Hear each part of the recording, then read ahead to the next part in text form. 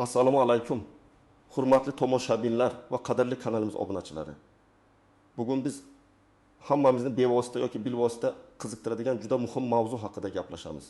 Bu mavzu sizning kelajagingizga, oilangiz farovonligiga va umuman hayot sifatiga bevosita ta'sir qiluvchi yangilik bilan bog'liq.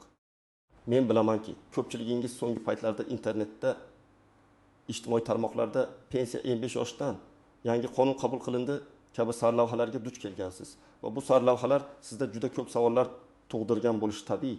Bugun men ana shu barcha savollarga aniq, tushunarli va hech qanday mayda harflarsiz javob berishga harakat qilaman. Men bugun sizga taqdim etadigan ma'lumotlar shunchaki umumiy gaplar emas, balki rasmiy hujjatlarga asoslangan, chuqur tahlil qilingan va amaliy ahamiyatga ega bo'lgan ma'lumotlardir. Shuning uchun iltimos diqqat bilan tinglang, chunki bu ma'lumotlar sizning yoki yaqinlaringizning hayotini o'zgartirishi mumkin. Ayniqsa, agar siz o'zingizni ushbu yangilikka aloqador deb hisoblasangiz, bugungi video siz uchun oltin qiymatiga ega bo'ladi. Sizdan bitta iltimos. Videoni oxirigacha ko'ring, chunki eng muhim joylar, ko'pchilik bilmaydigan nozik nuanslar oxirroqda beriladi. Va albatta, hozirroq kanalimizga obuna bo'ling hamda ushbu videoga like bosing. Bu siz uchun kichik amal, ammo bizning jamoamiz uchun katta motivatsiya. Muammoning mohiyati. Avval qanday edi va hozir nima o'zgardi? Keling, avval pensiya tizimimizning an'anaviy qoidalarini eslab o'tamiz. O'zbekiston Respublikasida pensiyaga chiqish uchun umumiy belgilangan yosh ayollar uchun 55 yosh, erkaklar uchun esa 60 yoshni tashkil etardi. Bu yosh albatta belgilangan ish stajiga ega bo'lgan shaxslarga tegishli edi. Masalan, ayollar kamida 20 yil, erkaklar esa kamida 25 yil ish stajiga ega bo'lishlari lozim edi. Bu umumiy qoidalar bo'lib, ko'pchilik fuqarolar shu tartibda pensiyaga chiqishgan. Ammo bu umumiy qoidalardan tashqari qonunchilikda ba'zi istisnolar ham mavjud edi. Ba'zi toifadagi fuqarolar, masalan, nogironligi bor shaxslar, ko'p bolali onalar yoki o'ta zararli va og'ir mehnat sharoitlarida ishlaganlar, ma'lum bir shartlar asosida pensiyaga umumiy yoshdan ertaroq chiqish imkoniyatiga ega edilar. Ammo bu imkoniyatlar har doim ham hammaga birdek tushunarli bo'lmasdi. Hujjatlashtirish jarayoni murakkab edi va ba'zida odamlar o'zlarining huquqlarini bilmasdan qolib ketishardi. Endi esa eng muhimiga o'tamiz. So'nggi paytlarda qabul qilingan qonun hujjatlari, aniqrog'i prezidentimizning tegishli farmonlari va vazirlar mahkamasining qarorlari asosida pensiya tizimida bir qator muhim o'zgarishlar amalga oshirildi. Yangi qonun qabul qilindi degan tushuncha aynan ana shu hujjatlar majmuini anglatadi. Bugunun aslida pensiya yoshini hammaga birdek 55 yoshga tushirish emas, balki bir qator ijtimoiy himoyaga muhtoj bo'lgan va o'zining mehnat faoliyati yoki oilaviy sharoitlari bilan jamiyatga alohida hissa qo'shgan fuqarolarga pensiyaga ertaroq chiqish imkoniyatini yaratishga qaratilgan. Bu shuni anglatadiki, endi ba'zi toifadagi fuqarolar, agar ular tegishli shartlarga javob bersalar, xoh ayol, xoh erkak bo'lishidan qat'i nazar, umumiy pensiya yoshidan ancha oldin, ya'ni 75 yoshdan pensiyaga chiqish huquqiga ega bo'ladilar. Bu o'zgarishning asosiy maqsadi aholining muayyan qatlamlarini ijtimoiy qo'llab-quvvatlash, ularning mehnatini va oilaviy vazifalarini e'tirof etish, shuningdek pensiya ta'minoti tizimini yanada adolatli va insonparvar qilishdir. Endilikda bu yangilik orqali qanday toifalar pensiyaga 55 yoshdan chiqishi mumkinligi haqida batafsilroq gaplashamiz. Ushbu o'zgarishlar hech kimni ortda qoldirmaslik va har bir fuqaroning qonuniy huquqlarini ta'minlashga qaratilgan. Asosiy qism 1. Batafsil tahlil nimalarni bilish kerak, kimlar tashvishlanishi kerak va kimlar yo'q. Aziz do'stlar, men yuqorida aytib o'tganimdek, yangi qonun barcha fuqarolar uchun pensiya yoshini 55 yoshga tushirmadi. Bu faqatgina muayyan toifadagi shaxslarga tegishli bo'lgan imtiyozdir. Keling, kimlar bu imtiyozdan foydalanishi mumkinligini va buning uchun qanday shartlar bajarilishi kerakligini aniq misollar bilan ko'rib chiqaylik. Kimlar uchun bu muhim? Bir ko'p bolali onalar bu toifa uchun yangi qonun juda katta imkoniyatlar yaratdi. Agar ayol 5 va undan ortiq farzandni voyaga yetkazgan bo'lsa, u umumiy pensiya yoshidan, ya'ni 75 yosh 5 yil oldin pensiyaga chiqish huquqiga ega bo'ladi. Bu degani, bunday ayollar 20 yoshdan pensiya chiqishlari mumkin. Agar ushbu ayollar 75 yoshga to'lgan bo'lsalar va ilgari bu imtiyozdan foydalanmagan bo'lsalar, endi ular ushbu yangi qonun doirasida murojaat qilishlari mumkin. Bu yerda asosiy shartlar quyidagilardir. 5 va undan ortiq farzandni tarbiyalagan bo'lish. Bu yerda farzandlar yoshi 8 yoshga to'lgunga qadar tarbiyalangan bo'lishi talab etiladi. Agar bolalardan biri tug'ilishdan oldin vafot etgan bo'lsa yoki 8 yoshga to'lmasdan vafot etgan bo'lsa, u ham hisobga olinadi. Asosiy shart ona ularning tarbiyasi bilan shug'ullangan bo'lishi kerak. Belgilangan ish stajiga ega bo'lish. Ko'p bolali onalar uchun pensiyaga chiqishda umumiy ish staji kamida 15 yil bo'lishi kerak. Keling, aniq bir misol ko'rib chiqaylik. Misol bir Oysha opa 27 yoshda. U Samarqand viloyatining Kattaqo'rg'on tumanida yashaydi. Uning 6 nafar farzandi bor, barchasi voyaga yetgan. Oysha opaning mehnat daftarchasida 28 yillik ish staji qayd etilgan. Ilgari eski qonunchilikka ko'ra Oysha opa 55 yoshda pensiyaga chiqqan bo'lishi mumkin edi. Ammo yangi qonun unga yana bir imkoniyat yaratdi. Agar Oysha opa o'zining 25 yoshida, ya'ni 2 yil oldin bu imkoniyatdan xabardor bo'lganda edi, u exim yoshdan pensiyaga chiqishi mumkin edi. Lekin hozir ham 57 yoshda bo'lishiga qaramay, u avvalgi pensiyasi qayta ko'rib chiqilishi va agar to'liq imtiyozga ega bo'lsa, uning pensiya miqdori ham tegishli tarzda hisoblanishini talab qilishi mumkin. Bu yerda asosiy e'tibor shuki, agar u 7 yoshda pensiyaga chiqish huquqiga ega bo'lgan bo'lsa, unda 7 yoshdan 75 yoshgacha bo'lgan davr uchun pensiya hisob-kitobida ham o'zgarishlar bo'lishi mumkin. Muhimi, uning 6 farzandi borligi va 28 yillik ish stajiga egaligi. U bu shartlarga to'liq javob beradi. Og'ir va zararli mehnat sharoitlarida ishlagan fuqarolar. Bu toifa fuqarolar uchun ham yangi qonun juda muhim imkoniyatlar yaratdi. Endilikda Vazirlar Mahkamasi tomonidan tasdiqlangan maxsus ro'yxatdagi og'ir va zararli mehnat sharoitlaridagi ishlarda ishlagan shaxslar umumiy pensiya yoshidan 5 yilgacha muddatga ertaroq pensiyaga chiqish huquqiga ega bo'ladilar. Ya'ni erkaklar 6 yosh o'rniga 50 yoshdan, ayollar esa 50 yosh o'rniga 7 yoshdan pensiyaga chiqishlari mumkin. Bu yerda asosiy shartlar quyidagilardir. Maxsus ro'yxatda ko'rsatilgan ishlarda ishlagan bo'lish. Bu ro'yxatda metallurgiya zavodlarining issiq sexlari, tog' kon sanoati, kimyo sanoatida ba'zi ishlab chiqarishlar, radiatsiya bilan bog'liq ishlar kabi kasblar ko'rsatilgan. Bu ro'yxat doimiy ravishda yangilanib turiladi va uni pensiya jamg'armasining hududiy bo'limlaridan olish mumkin. Belgilangan muddat davomida ushbu sharoitlarda ishlagan bo'lish. Erkaklar uchun kamida 2 yil 6 oy, ayollar uchun esa kamida 1 yil bunday ishlarda ishlagan bo'lishi kerak. Umumiy ish staji ham tegishli muddatni tashkil etishi lozim. Erkaklar uchun kamida 5 yil, ayollar uchun kamida 1 yil umumiy ish staji talab qilinadi. Misol 2 temirchi Akmal aka 26 yoshda. U Toshkent shahridagi qurilish mashinalari zavodining quyish sexida bo'yicha 2 yil davomida ish stajiga ega bo'lib, og'ir metallarni eritish va quyish jarayonlarida bevosita ishtirok etgan. Uning mehnat daftarchasida umumiy 32 yillik ish staji qayd etilgan. Eski qonun bo'yicha Akmal aka 6 yoshdan pensiyaga chiqish kerak edi. Ammo yangi qonun unga 55 yoshdan pensiya olish imkonini berdi. Chunki uning ishlagan sharoitlari Vazirlar Mahkamasining maxsus ro'yxatida belgilangan o'ta og'ir va zararli mehnat sharoitlari toifasiga kiradi. Uning 14 yillik og'ir ish staji belgilangan 12 yil 6 oydan ancha ko'p. Shuningdek, uning umumiy staji ham 25 yildan oshadi. Shunday qilib, Akmal aka 75 yoshdan pensiyaga chiqish huquqini qo'lga kiritdi va hozirda pensiya olmoqda. U 56 yoshda bo'lsa ham 25 yoshdan boshlab pensiya olish huquqi saqlanib qoladi. Nogironligi bor shaxslar va maxsus sharoitlardagi xizmatchilar. Bu toifaga ham ba'zi o'zgarishlar tegishli. Masalan, harbiy xizmatchilarning ba'zi toifalari ichki ishlar organlari xodimlari, Mudofaa vazirligi va boshqa maxsus xizmatlar xodimlari uchun xizmat muddatiga qarab 55 yoshdan pensiyaga chiqish imkoniyatlari mavjud. Ularning har biri uchun o'ziga xos shartlar va mezonlar belgilangan bo'lib, bu asosan xizmat muddatining uzunligi va xizmat sharoitlarining og'irligi bilan bog'liqdir. Ushbu toifaga kiruvchi shaxslar o'zlarining idoralardagi kadrlar bo'limidan yoki pensiya jamg'armasining hududiy bo'limlaridan batafsil ma'lumot olishlari mumkin. Misol uch, Xalq ta'limi vazirligida uzoq yillar ishlagan Madina opaning farzandi 1-guruh nogironi. U farzandini 16 yoshga to'lgunga qadar parvarishlagan. Madina opaning o'zi 2 yoshda va 22 yillik ish stajiga ega. Yangi qonunchilikka asosan farzandi nogiron bo'lgan onalar agar ularning ish staji kamida 20 yil bo'lsa, umumiy pensiya yoshidan 5 yil oldin pensiyaga chiqishlari mumkin. Shu tariqa Madina opa 20 yoshdan pensiyaga chiqish huquqiga ega bo'ladi.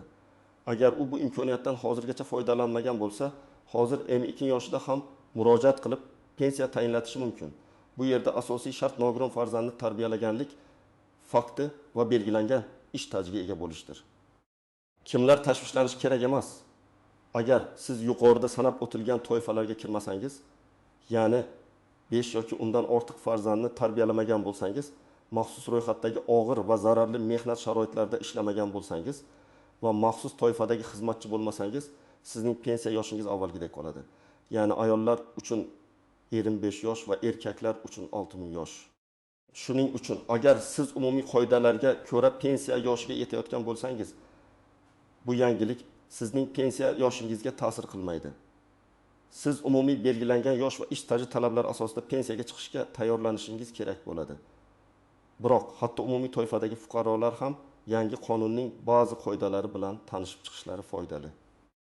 Chunki bu qonun hujjatlari pensiya miqdorini hisoblash, stajni tasdiqlash va boshqa pensiya ta'minoti bilan bog'liq jarayonlarga ham tegishli ba'zi o'zgarishlar kiritgan bo'lishi mumkin.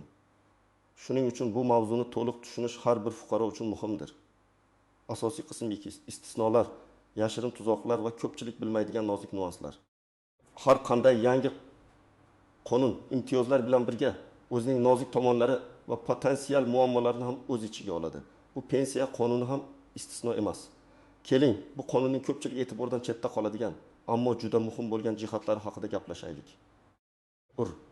Ish stajining yetarli emasligi, yuqorida aytib o'tgan barcha imtiyozlar, ya'ni 55 yoshdan yoki undan ham ertaroq pensiyaga chiqish imkoniyati faqatgina belgilangan ish stajiga ega bo'lgan shaxslarga tegishli. Masalan, ko'p bolali onalar uchun kamida 15 yil, og'ir mehnat sharoitlarida ishlagan erkaklar uchun, ayollar uchun 20 yil umumiy ish staji talab etiladi. Agar siz barcha boshqa shartlarga javob bersangiz ham, ish stajingiz yetarli bo'lmasa, bu imtiyozdan foydalana olmaysiz. Misol, Gulnora opa 26 yoshda 5 nafar farzandi bor. Ularning hammasini yoshga to'lgunga qadar parvarishlagan. Ammo uning mehnat daftarchasida faqatgina 10 yillik ish staji mavjud. Bu holda Gulnora opa 20 yoshdan pensiyaga chiqish imtiyozidan foydalana olmaydi. Chunki ko'p bolali onalar uchun kamida 15 yillik ish staji talab etiladi. U umumiy pensiya yoshiga, ya'ni 5 yoshga chiqqan bo'lsa-da, staj yetishmovchiligi sababli pensiya tayinlanishi qiyinlashishi mumkin. Bunday holatda unga tegishli muddatda ishlash va stajni to'ldirish tavsiya etiladi. 2. Hujjatlashtirish muammolari. Ayniqsa, og'ir va zararli mehnat sharoitlarida ishlaganlikni tasdiqlovchi hujjatlar bilan bog'liq muammolar tez-tez uchraydi. Ko'plab eski korxonalar yopilib ketgan, arxiv hujjatlar yo'qolgan yoki to'liq saqlanmagan bo'lishi mumkin. Pensiya jamg'armasi esa bu faktni faqat rasmiy hujjatlar asosida tasdiqlaydi. Nozik nuans. Agar sizning ish joyingizda mehnat sharoitlar vazirlar mahkamasi tomonidan tasdiqlangan ro'yxatga kirmagan bo'lsa-yu, lekin amalda ish og'ir va zararli bo'lgan bo'lsa, bu imtiyoz sizga tegishli bo'lmasligi mumkin. Bu yerda faqatgina rasmiy ro'yxat muhimdir. Agar sizda bunday muammolar yuzaga kelsa, sud orqali ish stajini yoki mehnat sharoitini tasdiqlatishga urinishingiz mumkin. Ammo bu jarayon uzoq va murakkab bo'lishi mumkin. Shuning uchun ish joyidan ma'lumotnomalarni oldindan, ish faoliyatingiz davomida yig'ib borish juda muhimdir. Bolalarni hisoblashdagi nozikliklar. Ko'p bolali onalar uchun farzandlarning sonini hisoblashda ba'zi nuanslar bor. Masalan, farzand asrab olganlik holatlari agar qonuniy tartibda rasmiylashtirilgan bo'lsa, inobatga olinadi. Biroq agar bola 8 yoshga to'lmasdan vafot etgan bo'lsa ham, u hisobga olinishi mumkin. Bu pensiya jamg'armasi xodimlari bilan aniqlashtirilishi kerak bo'lgan muhim jihatdir. Eng muhimi, ona ularning tarbiyasi bilan shug'ullangan bo'lishi va buni tasdiqlovchi hujjatlar, tug'ilganlik haqidagi guvohnomalar, nikoh guvohnomasi mavjud bo'lishi kerak. 4. Pensiya miqdorining hisob-kitobi. Eng katta nozik nuanslardan biri bu pensiya miqdoridir. Ertaroq pensiyaga chiqqan shaxslarning pensiya miqdori umumiy qoidalar asosida hisoblanadi. Ya'ni pensiya tayinlash uchun talab etiladigan ish staji to'liq mavjud bo'lsa, ular to'liq miqdordagi pensiyani oladi. Ammo agar staj umumiy talabdan kamroq bo'lsa, ba'zi istisnolar bilan pensiya miqdori proporsional ravishda kamaytirilishi mumkin. Muhim nuans, ba'zi fuqarolar noto'g'ri tushuncha bilan 55 yoshdan pensiyaga chiqsalar, pensiya miqdori kamroq bo'ladi deb o'ylashadi. Bu har doim ham to'g'ri emas. Agar siz barcha shartlarga, jumladan yetarli ish stajiga ham ega bo'lsangiz, siz to'liq hajmdagi pensiyani olasiz.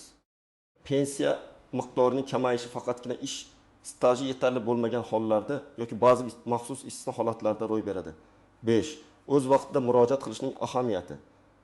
Agar siz pensiya tayinlash huquqiga ega bo'lgan yoshga yetgan bo'lsangiz, lekin ma'lum sabablarga ko'ra murojaat qilmagan bo'lsangiz, pensiya siz murojaat qilgan kundan boshlab tayinlanadi. Avvalgi davrlar uchun pul to'lanmaydi. Misol uchun, Akmal aka 50 yoshdan pensiyaga chiqish huquqiga ega edi, ammo u 26 yoshda murojaat qildi. U 25 yoshdan 26 yoshgacha bo'lgan davr uchun pensiya ola olmaydi. Pensiya unga 26 yoshdan, ya'ni murojaat qilgan oydan boshlab to'lanadi. Shuning uchun huquq paydo bo'lishi bilanoq murojaat qilish juda muhimdir. 6. Qonunchilikdagi o'zgarishlarning davomiyligi, pensiya qonunchiligi doimiy ravishda takomillashib boradi. Bugun men aytgan qoidalar kelajakda yana o'zgarishi mumkin. Shuning uchun pensiya jamg'armasi va boshqa rasmiy manbalardan muntazam ravishda yangiliklarni kuzatib borish lozim. Ba'zi ro'yxatlar, masalan, og'ir ishlarning ro'yxati ham vaqti bilan qayta ko'rib chiqilishi mumkin. Bu nozik nuanslarni bilish sizni potensial muammolardan himoya qiladi va huquqlaringizdan to'liq foydalanishga yordam beradi. Har bir holat individual bo'lganligi sababli yakuniy qaror qabul qilishdan oldin har doim pensiya jamg'armasi mutaxassislari bilan maslahatlashish tavsiya etiladi. Amaliy maslahatlar tomoshabin nima qilish kerak, aniqlik kirituvchi ko'rsatmalar. Endi esa eng muhim qismga, ya'ni siz nima qilishingiz kerakligiga o'tamiz. Agar siz o'zingizni yuqorida sanab o'tilgan toifalarga mansub deb hisoblasangiz va pensiyaga 55 yoshdan yoki undan ham ertaroq chiqish imkoniyatiga ega ekanligingizga ishonsangiz, quyidagi aniq qadamlarni bajarishingiz lozim. 1. Birinchi qadam, kerakli hujjatlarni to'plash. Pensiya tayinlash uchun sizga quyidagi hujjatlar kerak bo'ladi. Pasport yoki shaxsni tasdiqlovchi boshqa hujjat. Asl nusxasi va nusxasi. Mehnat daftarchasi. Bu sizning ish stajingizni tasdiqlovchi asosiy hujjatdir. Agar mehnat daftarchangizda barcha yozuvlar aniq va to'liq bo'lmasa, bu muammolarni bartaraf etish uchun eski ish joylaringizdan yoki arxivlardan ma'lumotnomalar olishingiz kerak bo'ladi. Farzandlarning tug'ilganlik haqidagi guvohnomalari ko'p bolali onalar uchun 5 va undan ortiq farzandingizning tug'ilganlik haqidagi guvohnomalarining asl nusxasi va nusxalari. Nikoh guvohnomasi agar mavjud bo'lsa. Bu ham oilaviy holatingizni tasdiqlovchi hujjatdir. Maxsus sharoitlarda ishlaganlikni tasdiqlovchi ma'lumotnomalar, og'ir va zararli mehnat sharoitlarida ishlaganlar uchun. Ish joyingizdan yoki korxona arxividan mehnat sharoitlari to'g'risidagi ma'lumotnoma ish sharoitlari og'ir va zararli bo'lgan ishlar ro'yxatiga muvofiq bajarilganligi haqida. Bu ma'lumotnomada ishning nomi, bajarilgan davr va ish joyining zararli omillari aniq ko'rsatilgan bo'lishi shart. Nogironlik haqidagi ma'lumotnoma agar mavjud bo'lsa. Agar siz nogiron farzandni tarbiyalagan bo'lsangiz yoki o'zingiz nogiron bo'lsangiz, tibbiy mehnat ekspert komissiyasi, xulosasi yoki nogironlik haqidagi guvohnoma, bank hisob raqami haqida ma'lumot, pensiya puli o'tkaziladigan bank kartasi yoki hisob raqami. Barcha hujjatlarning to'g'riligiga va to'liqligiga alohida e'tibor bering. Har qanday xato yoki nomuvofiqlik pensiya tayinlash jarayonini sezilarli darajada kechiktirishi mumkin. 2. Ikkinchi qadam, qayerga murojaat qilish kerak? Hujjatlarni to'plaganingizdan so'ng siz o'z yashash joyingizdagi pensiya jamg'armasining hududiy bo'limiga murojaat qilishingiz kerak. Hozirgi kunda davlat xizmatlari markazlari orqali ham murojaat qilish imkoniyati mavjud. Bu markazlar sizga hujjatlarni qabul qilishda va onlayn ariza topshirishda yordam beradi. Tashrifdan oldin pensiya jamg'armasining qabul soatlari va telefon raqamlarini aniqlashtirib olishingiz maqsadga muvofiq bo'ladi. 30. Uchinchi qadam, arizani to'g'ri yozish. Pensiya jamg'armasi xodimi sizga maxsus shakldagi arizani to'ldirishda yordam beradi. Arizada sizning shaxsiy ma'lumotlaringiz, ish stajingiz, oilaviy holatingiz va pensiya tayinlash uchun asos bo'ladigan ma'lumotlar aniq ko'rsatilishi lozim. Har bir bandni diqqat bilan o'qing va xatolarga yo'l qo'ymang. Arizani imzolashdan oldin barcha ma'lumotlar to'g'ri kiritilganiga ishonch hosil qiling. Agar qandaydir savollaringiz bo'lsa, darhol mas'ul xodimdan so'rang. 4. To'rtinchi qadam, murojaatni ko'rib chiqish muddati. Sizning arizangiz va hujjatlaringiz qabul qilingan kundan boshlab pensiya jamg'armasi xodimlari tomonidan 10 ish kuni ichida dastlabki o'rganish va tahlil qilish jarayoni amalga oshiriladi. Agar barcha hujjatlar joyida bo'lsa va hech qanday qo'shimcha tekshiruv talab etilmasa, pensiya tayinlash to'g'risidagi yakuniy qaror 30 kun ichida qabul qilinadi. Sizga qaror natijasi haqida yozma ravishda xabar beriladi. 5. Beshinchi qadam. Rad javobi berilgan taqdirda nima qilish kerak? Agar sizga pensiya tayinlash rad etilsa, rad javobining sababini yozma shaklda talab qiling. Rad javobida qaysi qonun bandi asosida rad etilgani va qanday kamchiliklar borligi aniq ko'rsatilishi kerak. Bu ma'lumotlar asosida siz kamchiliklarni bartaraf etishingiz mumkin. Masalan, yetishmayotgan hujjatlarni to'plashingiz. Agar rad javobi asossiz deb hisoblasangiz, yuqori turuvchi pensiya organiga, masalan, viloyat yoki respublika pensiya jamg'armasiga shikoyat qilishingiz mumkin. Eng oxirgi chora sifatida sudga murojaat qilishingiz mumkin. Sud orqali o'z huquqlaringizni himoya qilish ham to'liq mumkin. Unutmang, bu jarayonlarda shoshilmasdan har bir qadamni aniqlik bilan bajarish juda muhimdir. Agar sizga biron bir bosqichda yordam kerak bo'lsa, pensiya jamg'armasi mutaxassislari yoki malakali yuristlardan maslahat olishdan tortinmang. O'z huquqlaringizni bilish va ulardan foydalanish har bir fuqaroning burchidir. Xulosa va yakuniy chorlov. Hurmatli tomoshabinlar, bugungi videoda men sizga 25 yoshdan pensiya haqidagi yangi qonun hujjatlarining barcha nozik jihatlari, imkoniyatlari va shartlari haqida batafsil ma'lumot berishga harakat qildim. Siz shuni bilishingiz kerakki, bu qonun hammaga birdek 25 yoshdan pensiya chiqish imkoniyatini bermaydi, balki ko'p bolali onalar og'ir va zararli mehnat sharoitlarida ishlaganlar, shuningdek, ba'zi maxsus toifadagi fuqarolar uchun yaratilgan muhim imtiyozdir. Bu o'zgarishlar fuqarolarimizning ijtimoiy himoyasini kuchaytirishga, ularning mehnatini va oilaviy vazifalarini e'tirof etishga qaratilgan. Agar siz o'zingizni shu toifalarga mansub deb hisoblasangiz, yuqorida aytib o'tilgan amaliy qadamlarni bajarib o'z huquqlaringizdan foydalanishingiz mumkin.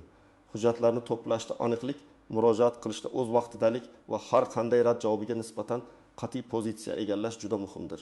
Bugungi ma'lumotlar siz uchun foydali bo'ldi degan umiddaman. Bu videoni yaqinlaringizga, do'stlaringizga ham ulashing. Chunki bu ma'lumotlar kimningdir hayotini sezilarli darajada yaxshilashi mumkin. Kim biladi, ehtimol sizning birgina ulashgan videongiz kimningdir pensiya masalasini hal qilishga yordam berar. Sizning fikringiz biz uchun juda muhim. Iltimos, ushbu video ostidagi izohlarda o'z savollaringizni, fikrlaringizni va bu mavzuga oid shaxsiy tajribalaringizni yozib qoldiring. Men har bir izoni o'qib chiqishga va imkon qadar javob berishga harakat qilaman. Va albatta, kanalimizga obuna bo'lishni unutmang. Videoga like bosing. Sizning qo'llab-quvvatlashingiz bizga yanada ko'proq foydali va amaliy ma'lumotlarni taqdim etishga ilhom beradi. Keyingi videolarda uchrashguncha o'zingizni ehtiyot qiling va qonuniy huquqlaringizdan boxabar bo'ling. Rahmat.